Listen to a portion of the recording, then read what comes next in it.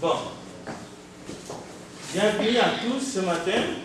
C'est vraiment une joie immense qu'on soit là et qu'on se voit vis-à-vis pour étudier la parole de Dieu et pour adorer notre Seigneur. Ça fait plus de 5 mois, vraiment, mais nous étions en ligne, nous étions en train de faire la même chose, seulement cette chaleur, cette affection nous manquait tous. Donc nous bénissons Dieu, les choses évoluent, nous devons encore nous habituer avec le masque, mais le moment venu que peut-être que nous allons nous débarrasser de masque aussi. Mais nous continuons à prier pour que... Il y a eu des moments de pleurs, mais il y a eu aussi des moments de joie, parce que la Bible nous dit en toutes circonstances, nous devons rendre gloire à Dieu. Il y en a qui ne sont pas à la paix, mais notre espérance nous dit qu'ils sont ou qu'elles sont avec le Seigneur. Bien. Alors, nous allons nous concentrer dans l'étude de la parole de Dieu ce matin. C'est un sujet, au fait, qui parle de quelque chose que nous avons de la peine à faire. Vous pouvez déjà imaginer. Alors nous allons essayer, nous avions essayé hier soir, et nous allons essayer ici de faire une liste des péchés que les gens ont de la peine à pardonner. Alors, déjà c'était un exercice à faire, à considérer peut-être, à réfléchir. Alors, nous n'allons pas perdre beaucoup de temps, surtout que notre limite, notre temps est compté. Ce qui revenait souvent, c'est par exemple le viol. Les gens ont la peine, ont des difficultés vraiment à pardonner un violeur. Mais il y avait aussi l'inceste. Et on peut continuer la liste. Le meurtre. Lorsque quelqu'un a commis le meurtre, les gens ont des difficultés et même de la peine même à pardonner. Parfois, on a vu dans des pays où on pratique la peine capitale, les gens en train de voir quelqu'un lutter contre la mort parce qu'on lui a donné une injection et même il fume une cigarette ou il boit un verre parce qu'il méritait. On attendait ces jours-là depuis longtemps. Mais vous avez peut-être votre liste à vous. L'infidélité conjugale. Les gens ont beaucoup de difficultés à pardonner ces péchés-là, ou même les gens disent carrément ça, là, je ne peux pas pardonner. Ça ne passe pas. Bon. Nous allons voir qu'est-ce que la Bible nous enseigne. Vous voyez que je ne suis pas allé jusqu'à 10, parce que l'exercice, on voulait 10 péchés que les gens de ce monde ont de la peine à pardonner ou ne veulent pas pardonner. Et quand on dit les gens de ce monde, les chrétiens inclus.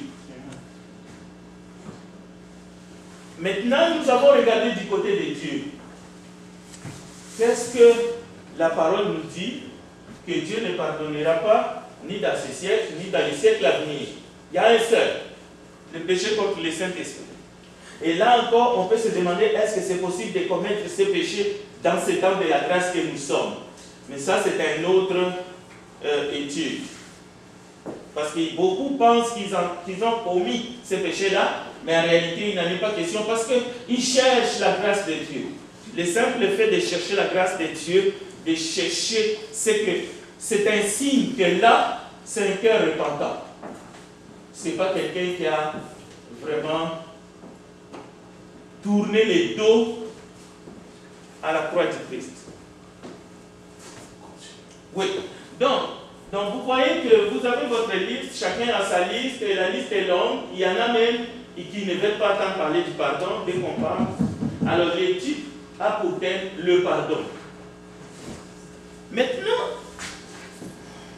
nous allons regarder le pardon du côté, le pardon que Dieu accorde, mais nous ferions mieux de regarder aussi les pardons que l'humain peut ou doit accorder. Par exemple, Pierre pose à Jésus, combien de fois pardonnerai-je mon frère s'il pêche contre moi par jour? Nous verrons cela. Pierre ici faisait référence à ses frères juifs. Ne regardez pas les chrétiens, parce qu'ils n'étaient pas encore, lorsqu'il est en face de Jésus, ce n'était pas l'assemblée, comme nous sommes ce matin, mais les frères juifs.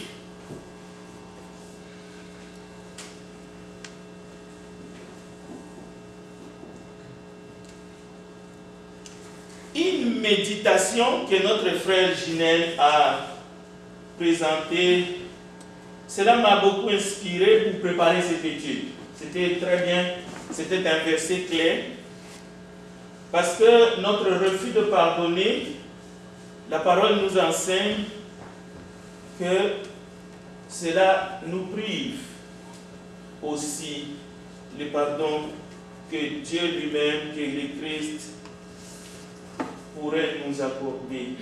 Ça, c'est les Écritures. Avons-nous déjà refusé de pardonner quelqu'un qui nous a fait du tort? Ou avons-nous déjà sorti de notre bouche ça, je ne pardonnerai jamais? Avons-nous déjà pensé à des choses que si ça nous arrivait, si on les faisait contre nous, on ne pardonnerait pas? Même temporairement. Donc, encore une piste de réflexion. Avons-nous menacé les gens autour de nous, notre compagnon? Écoutez, les jours que tu fais ça, oublie-moi.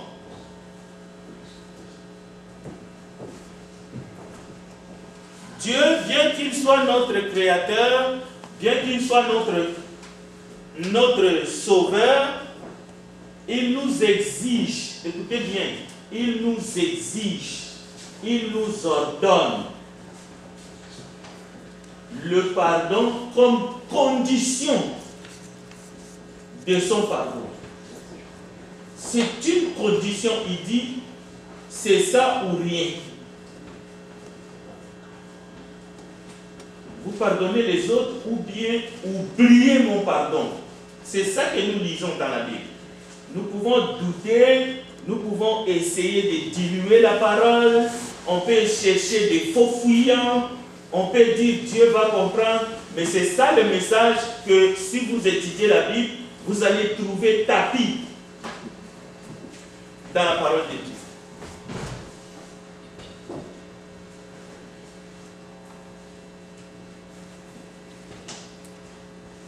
Nous allons d'abord voir la réaction de Dieu lorsque l'humain lui demande d'accorder sa grâce à un autre humain. Quelle est la réaction de Dieu? Rapidement, on va regarder.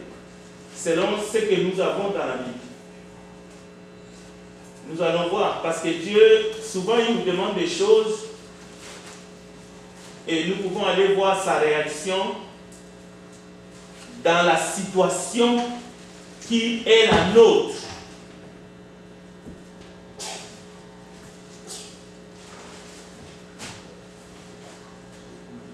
L'enfant prodigue que nous connaissons dans la Bible,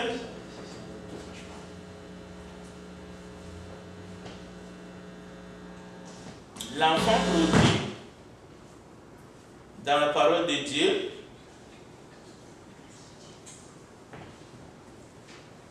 lorsqu'il a demandé sa part d'héritage et il s'en est allé et il a dilapidé tout, la Bible dit il est rentré en lui-même et il a dit deux choses. J'ai péché contre les ciel et j'ai péché contre mon père. Biologique. Donc, double péché ou un péché, mais contre deux autorités ou deux personnalités différentes. Un est céleste, l'autre est sur la terre. Et on a vu la démarche qu'il a faite. Il a fait une démarche qu'il ne faut pas minimiser, il ne faut pas négliger.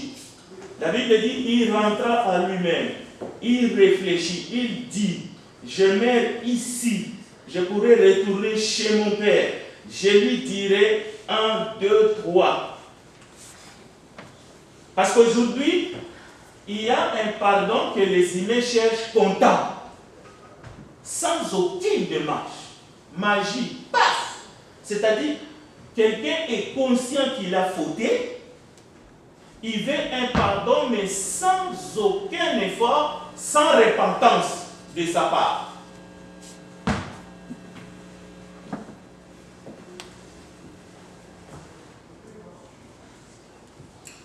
Donc,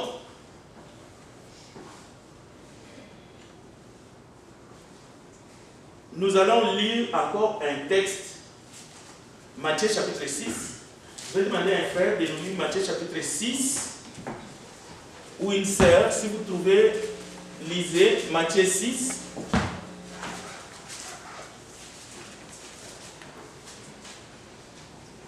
On va lire juste le verset 8 jusqu'au verset 15. On aurait dit lire à partir du verset 5. Mais vous pouvez lire ça à la maison. Faisons court. Si vous avez trouvé, allez-y. Matthieu 6, 8 à 15. Ne les imitez pas, car votre Père sait de quoi vous avez besoin avant que vous le lui demandiez. Voici donc comment vous devez prier. Notre Père céleste, que la sainteté de ton nom soit respectée, que ton règne vienne, que ta volonté soit faite sur la terre comme au ciel. Donnez-nous aujourd'hui notre pain quotidien. Pardonne-nous nos offenses, comme nous aussi nous pardonnons à ceux qui nous ont offensés. Ne nous expose pas à la tentation, mais délivre-nous du mal. Car c'est à toi qu'appartiennent dans tous les siècles le règne, la puissance et la gloire. Amen. Amen. Si, Continuez. si vous pardonnez aux hommes leurs fautes, votre Père céleste vous pardonnera aussi. Mais si vous ne pardonnez pas aux hommes, votre Père ne vous pardonnera pas non plus vos fautes. Merci. Combien de fois Jésus dit la vérité dans ces textes? Si vous commencez dans Matthieu chapitre 1, chaque fois que Jésus parle, c'est la vérité à 100%. Mais malheureusement, des fois, on a une manière sélective de comprendre les vérités. Lorsque Jésus dit au verset 1, au verset 2, il dit la vérité. Cela veut dire, si vous êtes réellement enfant de Dieu, vous devez suivre ce que Jésus dit. Vous ne pouvez pas anéantir tout ce que Jésus dit. Vous arrivez au verset 11, vous insistez, c'est ça que vous prenez. Parce qu'il est question de pardon et parce que vous êtes conscient, vous fautez tellement par jour, 70 fois, 7 fois, c'est peu. Mais tout ce que Jésus a dit avant, concernant la prière, concernant tout, ne multipliez pas de vaines paroles, c'est vrai, c'est la vérité, il faut l'appliquer. Si on aime Jésus, on fait ce qu'il a dit. On ne cherche pas des explications pour justifier la rébellion, en fait. Bien. Alors, vous avez entendu vous-même, notre frère a bien lu, et nous sommes arrivés au verset 14 et 15. Mais la question, le sujet, c'est le pardon. Voici la question que je vous donne, que je me la pose aussi à moi, je me la pose à moi-même. Mais là, je vais attendre quelques réactions s'il y en a dans ça. Jésus-Christ a-t-il pardonné le péché de la trahison de Judas? C'est une question. Et si vous avez une réponse dans votre cœur, dites-le. Est-ce que Jésus a-t-il pardonné le péché de la trahison de Judas, son disciple? que non. Joséphine pense que non. Non, Quelqu'un vous d'autre? savez pourquoi? Oui. Parce que Jude n'est pas retourné à Jésus pour lui demander pardon. Ok, d'accord. Quelqu'un d'autre a une pensée? Oui, Parce c'est que ça. finalement, on sait que Jésus, il a démontré vraiment sa miséricorde. Et on sait que Judas, après, il s'est repenti. Il sait qu'il a fait mal. Il savait qu'il avait fait mal.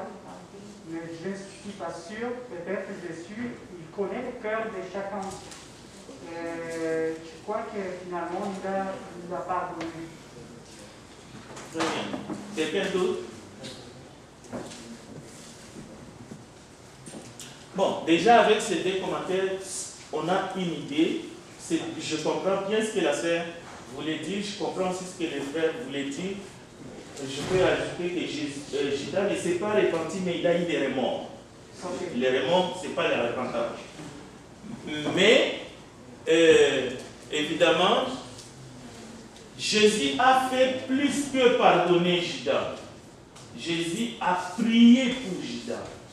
Il a demandé à son Père de pardonner tout le monde, y compris ceux qui étaient en train de les lapider. Le pardon que Jésus a demandé à la croix touchait ceux qui les lapidaient, touchait aussi notre incrédulité aujourd'hui, parce qu'on peut crucifier Jésus aussi par nos comportements aujourd'hui, mais ce pardon touchait aussi ce que Judas a fait. Mais cela ne veut pas dire que nous confessons ici que nous allons trouver Judas au ciel. Ça, c'est le jugement secret de Dieu. C'est Dieu qui sait qui sera là, qui ne sera pas là. Mais le pardon de Jésus sur la croix concerne le monde entier, y compris Judas. Mais Judas n'a jamais demandé pardon. Joséphine a raison. Judas ne s'est jamais repenti, mais il a eu des remords et la preuve, il est allé se pendre. Donc ce n'est pas une bonne attitude. Oui. Oui. Vous avez dit textuellement que Judas ne s'est jamais repenti? Oui. Il a eu des remords. Disons Matthieu 26, Matthieu 27, verset 3. Oui, vas-y, Alors Judas, qui l'avait livré, voyant qu'il était condamné, se repentit et rapporta les 30 pièces d'argent aux principaux sacrificateurs et aux anciens. Verset 4. En disant, j'ai péché en livrant le sang innocent. Ils répondirent, alors parlons de... Ce n'est pas la repentance, ce n'est pas la vraie repentance. Ça, c'est les mots, c'est un jeu de mots, ça, c'est la traduction. Oui. Judas ne s'est jamais repenti, oui. Et Judas a eu des remords. Bon, je vais vous démontrer peut-être par les Écritures, mais même si ce n'est pas le sujet. Judas était un récidiviste endurci. Chaque fois que Jésus disait, l'un de vous va me trahir, même dans la scène, lorsque Judas sort, Jésus est en train de tendre la main à Judas pour que Judas se repente, que Judas cesse, que Judas confesse. L'un de vous, mais Judas, c'est le genre d'humain récidiviste, endurci. Pharaon. Pharaon aussi avait des sentiments comme Judas. Combien de fois Pharaon a dit à Moïse, ok, prie ton Dieu, cette fois-ci c'est bon. Après, qu'est-ce qu'il faisait? Il recommençait. Bon, et encore un point important. Si Judas s'était repenti avec ce que le police nous amène, c'est un bon éclairage pour nous amener dans la... Il ne se serait pas présenté le jour de l'arrestation. C'est Judas qui vient devant la cohorte. Jésus lui dit, c'est avec un baiser que tu livres le Fils de l'homme. Vous voyez? C'est-à-dire, même aller, ce qu'il fait là, c'est déjà... Donc, il est déterminé. Après, il va faire un certain nombre de choses pour montrer que c'est des remords et ça va lui prendre la tête. Il va se suicider. Quelqu'un qui se répand, il ne passe pas par le suicide parce qu'il croit au pardon. Et bon, voilà, ça c'est un exemple, mais ce qui était important ici, est-ce que Jésus a plaidé pour le pardon de Judas? La réponse est oui. C'est ça qui vient compléter notre étude. Mais Judas, c'est une étude, on pourrait les faire, on pourrait les creuser. Il y en a qui voient Judas au ciel, il y en a qui voient Judas peut-être en enfer, les moments venus, mais c'est un faux débat. Nous ne sommes pas des dieux, c'est Dieu qui décidera où sera Judas. Ni vous, ni moi. Donc, ce n'est pas ça l'étude de ce matin. Si vous permettez, je vais progresser parce que c'est important. Bien. Les textes que je vais prendre maintenant, chers frères et sœurs, se trouvent dans l'Ancien Testament. Mais je voudrais juste rappeler ici, 1 Corinthiens 10, que toutes ces choses qui sont arrivées, c'est pour nous servir d'exemple, afin que nous n'ayons pas de mauvais désirs comme eux. Et si vous lisez au verset 11 de 1 Corinthiens 10, vous pouvez lire ces choses, leur sont arrivées pour servir d'exemple, et elles ont été écrites pour notre instruction à nous qui sommes parvenus à la fin des siècles.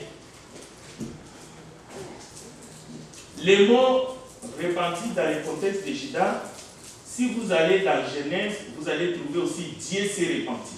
Là aussi, on peut se perdre.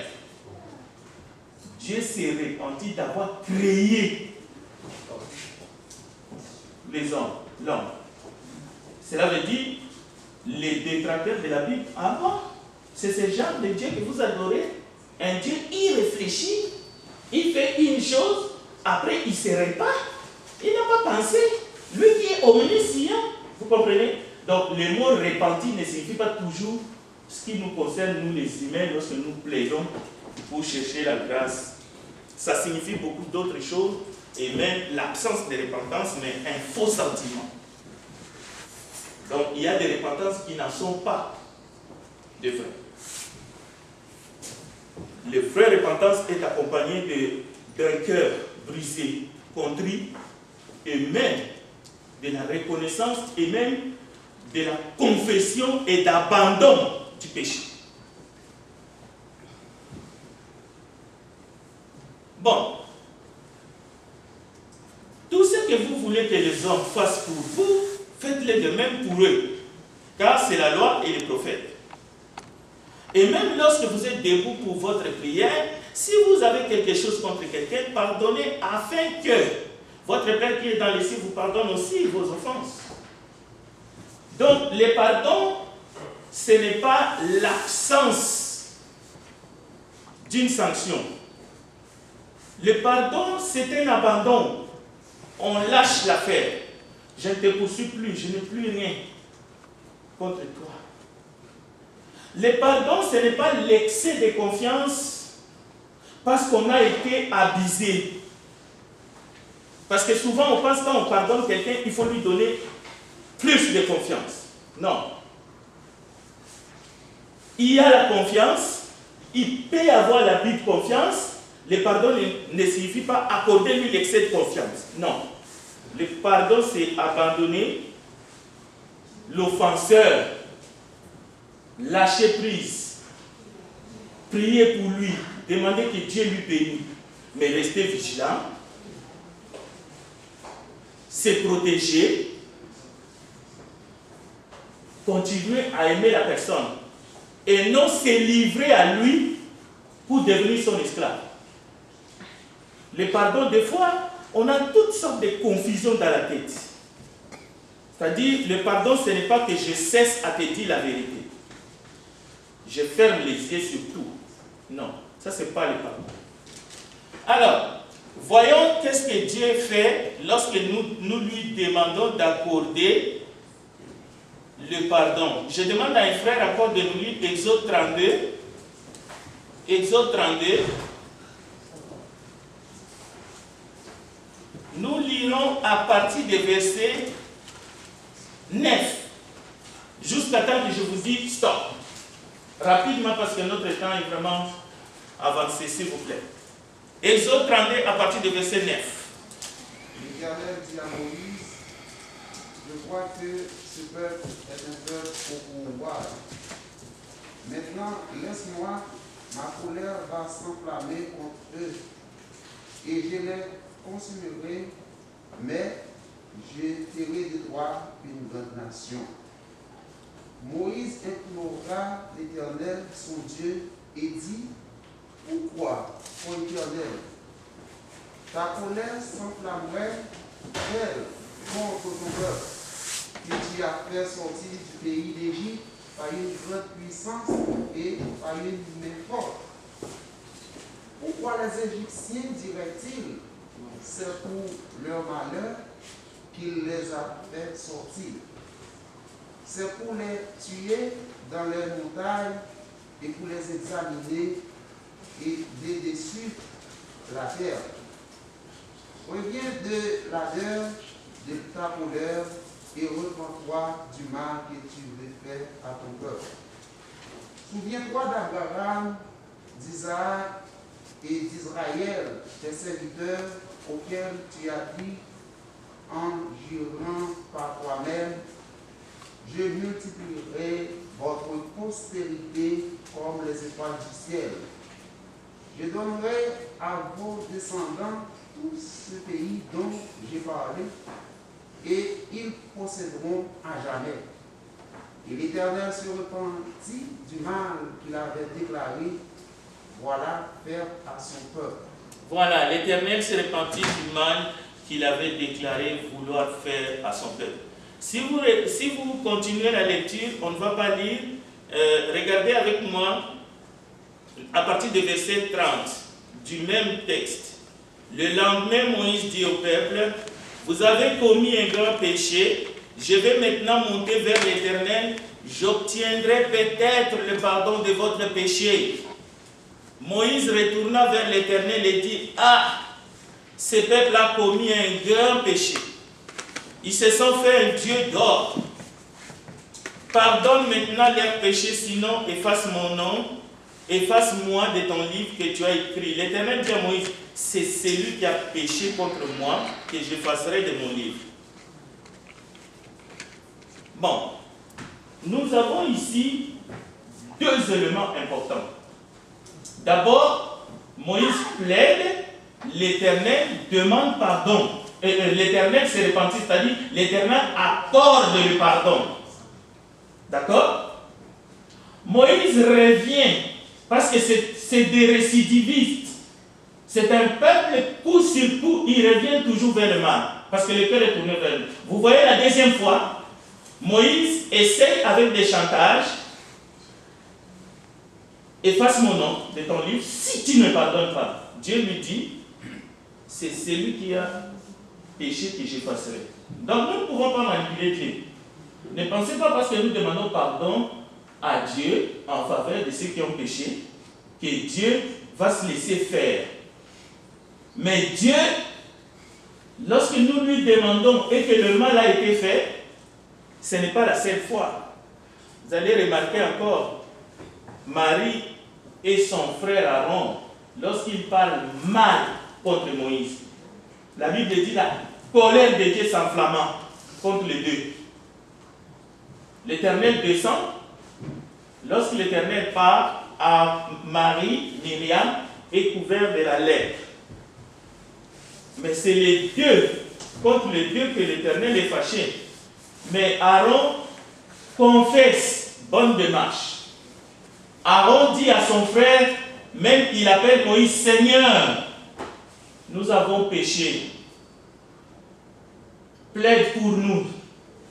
Plaide pour notre sœur Myriam, s'il te plaît. Moïse va plaider. Je vous donne les textes, Nombre chapitre 12.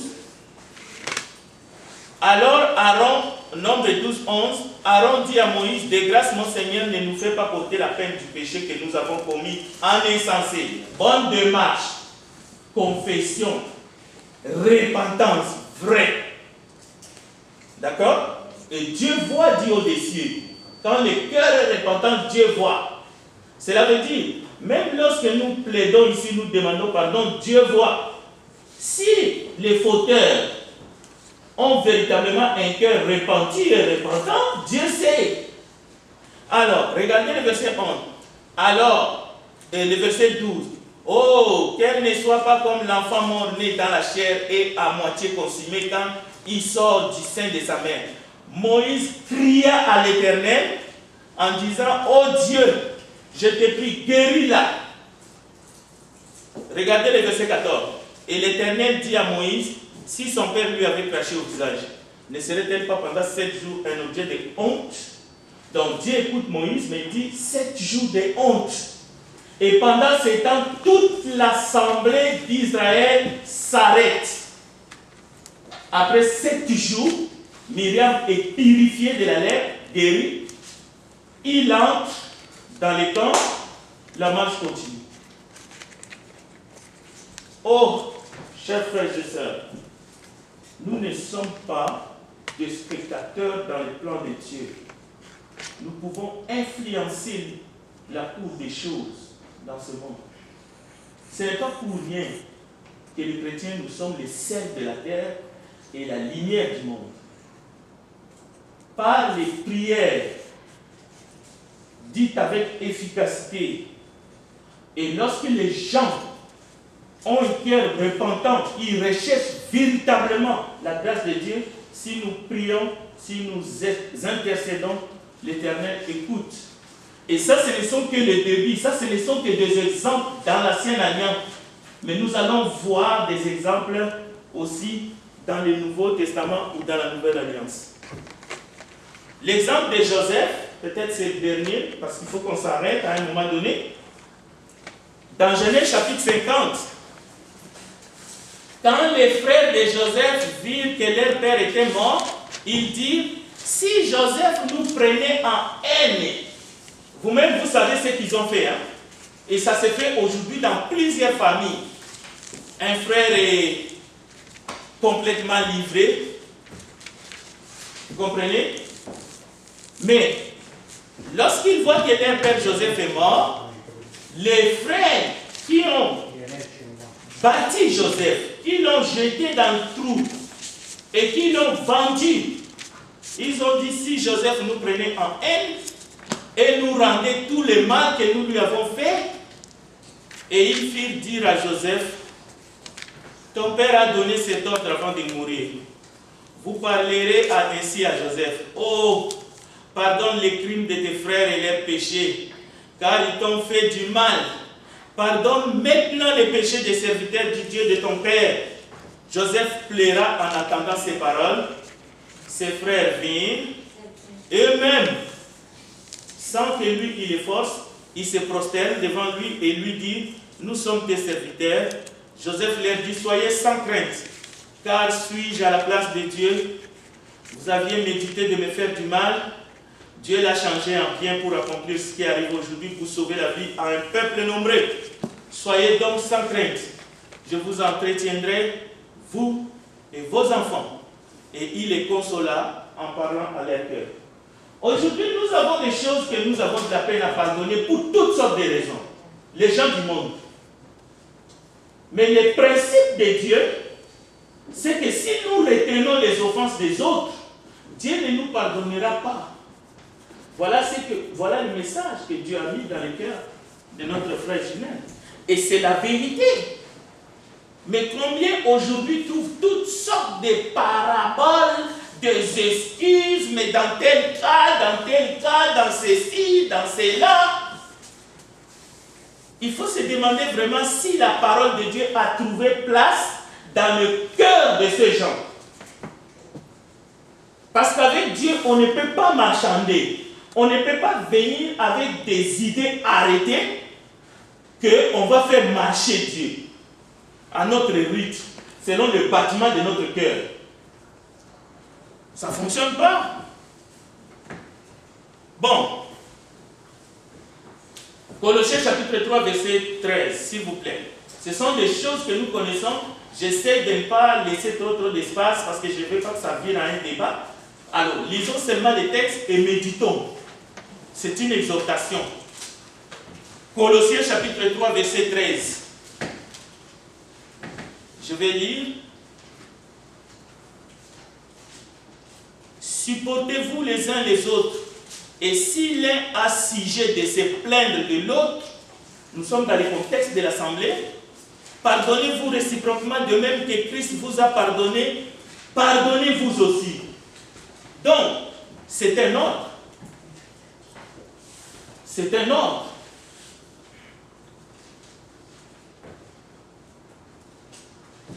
Moi, je vous dis, aimez vos ennemis, bénissez ceux qui vous maudissent, faites du bien à ceux qui vous haïssent, priez pour ceux qui vous maltraitent et qui vous persécutent. Dans la nouvelle alliance, qu'a fait Étienne? La Bible nous dit, s'étant mis à genoux, il s'écria d'une voix forte, Seigneur, ne leur impute pas ce péché. Et après ces paroles, il s'endormit. Il aurait pu maudire ces gens qui étaient en train de les lapider. Et Dieu ne lui condamnerait pas. Je ne pense pas. Honnêtement. Mais, il sait les enseignements du maître. Parce que j'ai vu Paul et bien d'autres, au lieu de dire les paroles d'Étienne, ils ont parlé différemment.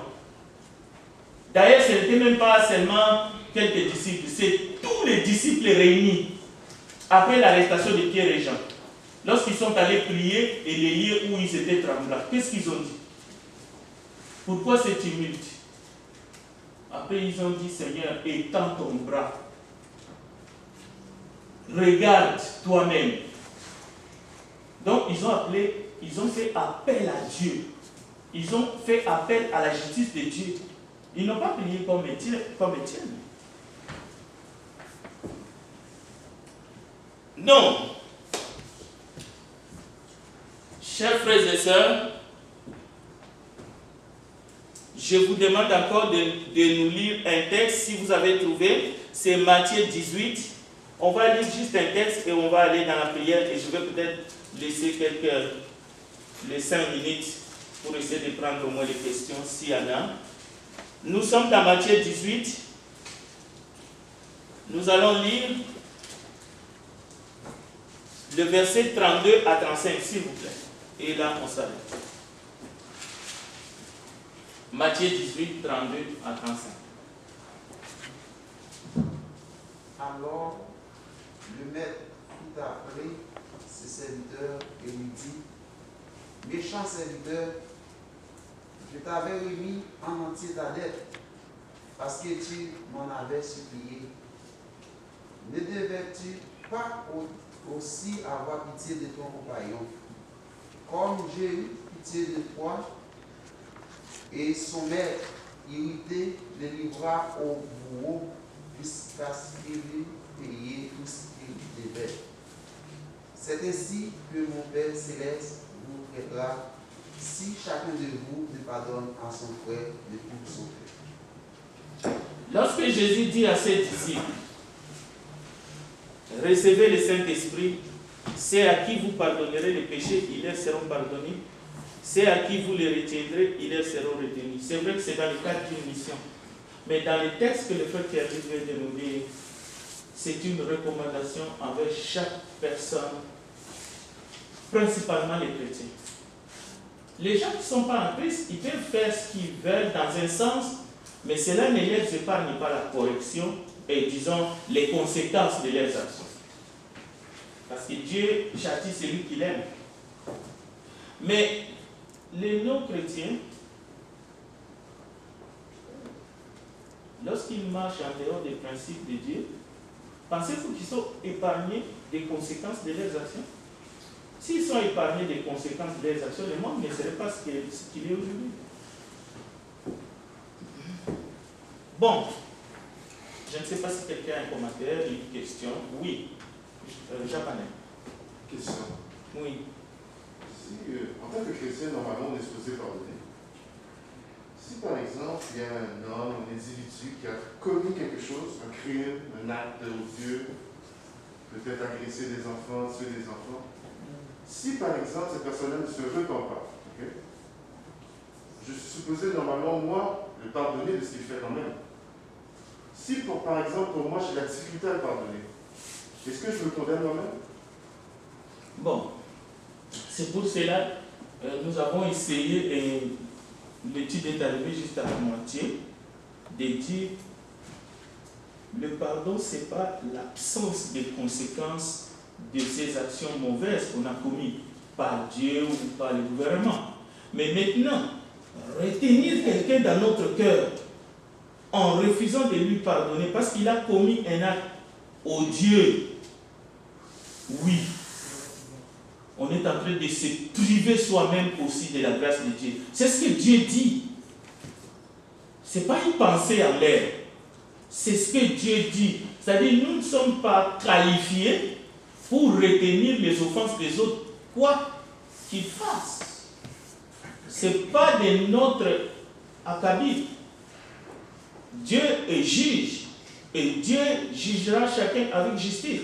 Après, ça c'est quelqu'un qui a tué des enfants ou qui a abusé des enfants ou qui a commis des meurtres, un tueur à série, parce que je le vois, il est en jugement, il est arrêté, ça devient mon affaire, et puis tout d'un coup, dans mon cœur, je dis, cet homme-là ne mérite pas le pardon. Parce que Jésus dit, comme vous avez été pardonné. Parce que pour Jésus, les crimes, ils ne sont pas mis dans un échelle. Le péché, c'est le péché. Mais ce n'est même pas la question de la gravité du péché. Dieu, quand Dieu nous ordonne quelque chose, il ne nous donne pas des explications pour justifier pourquoi il nous demande de le faire. Parce qu'il est Dieu. Si Dieu nous dit de pardonner, si nous ne pardonnons pas, il ne va pas nous pardonner, on s'arrête là. Oui. Je pense que des fois, on tombe dans l'idée que le monde il professe, il fait différence de péché. C'est pour ça que la loi de ce monde, il fait la différence parce qu'il ne reconnaît pas la parole de Dieu. Et nous tombons dans cette pensée et on commence à faire différence de péché ici, ici, là, celui qui mérite la mort, celui qui ne mérite pas la mort. Mais devant Dieu, le mensonge, c'est également que l'homicide, c'est tout ça, c'est pareil pour Dieu. C'est pour ça que le bon Dieu, vous avez bien dit, là, il y a une démarche à faire, et nous, il faut qu'il suive sa démarche. Si nous péchons contre Dieu, il faut le confesser devant Dieu, il faut le confesser devant les hommes si on a péché contre les hommes. Mais Dieu, il est clair, péché, c'est péché. Oui. Très bien. Merci pour ces commentaires. Oui, Frère César, et après on va prier pour... Juste peut-être mon père, un commentaire Oui. que je voulais partager. On est d'accord que pour le pardon, il faut qu'il existe la repentance. Oui? Ben, au moins le pardon de Dieu, bien sûr. Mais on a le cas, par exemple, on a le cas du premier discours de Pierre dans Actes chapitre 2, que, bon, devant la foule, il leur dit tout ce qu'ils ont fait avec Jésus. Ils ont assassiné le Fils de Dieu.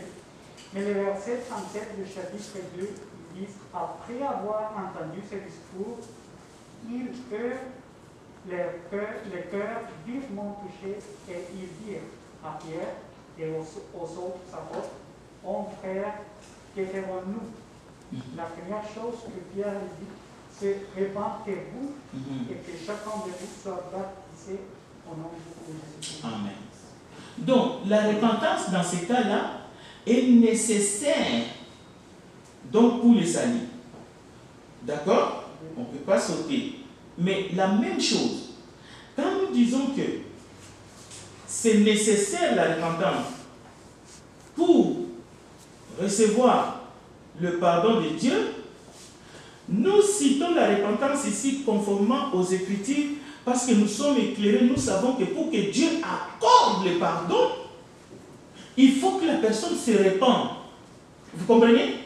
Mais nous n'utilisons pas la repentance du fauteur, de celui qui pêche, comme la condition pour que nous on lui pardonne.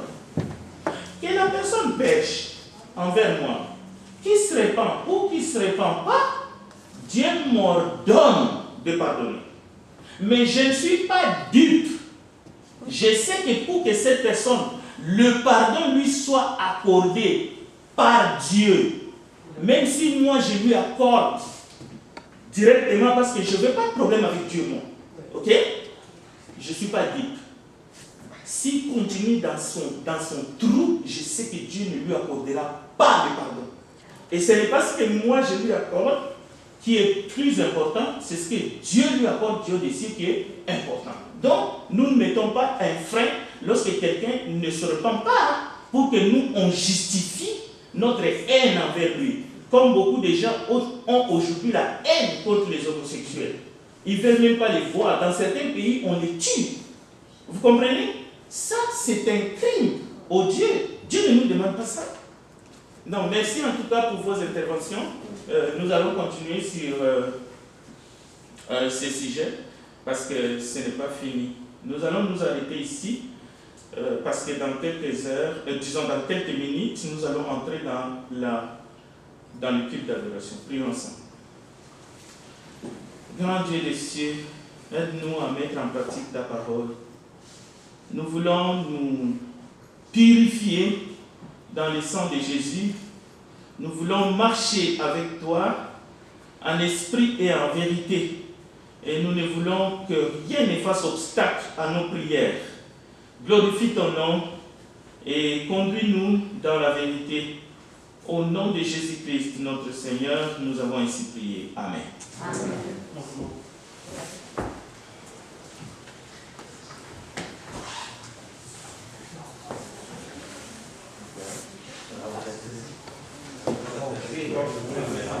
On peut se lever, en vrai.